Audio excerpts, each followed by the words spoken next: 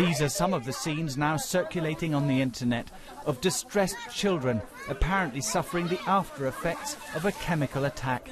Some of the video footage is too distressing to broadcast, and it is unverified. But there are scores of dead, among them very young children. Opposition groups say poisonous gas was used as part of a big rocket and artillery attack which killed more than 1,000 people. The bombardment took place earlier today in the suburb of Ghouta in the east of the Syrian capital Damascus. And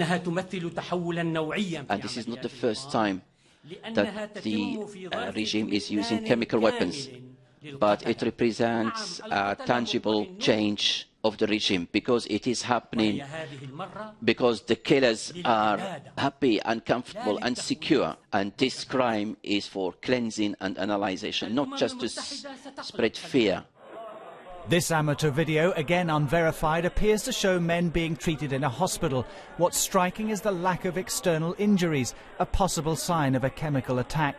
Syrian government and opposition groups have repeatedly accused each other of chemical warfare. Today, the army denied any involvement. The General Command of the Armed Forces would like to stress that these allegations are totally false and baseless, and that such claims fall within the context of the dirty media war against Syria. The General Command will go on confronting terrorism wherever it may come from, out of its duty to protect the country and its citizens.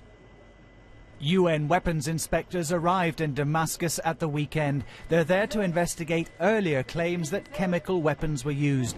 Foreign governments are now calling on the Syrian regime to allow the inspectors to widen their inquiry so that it includes today's attack. If verified, this would be a shocking escalation of the use of chemical weapons in Syria. We are determined the people responsible will one day be held to account.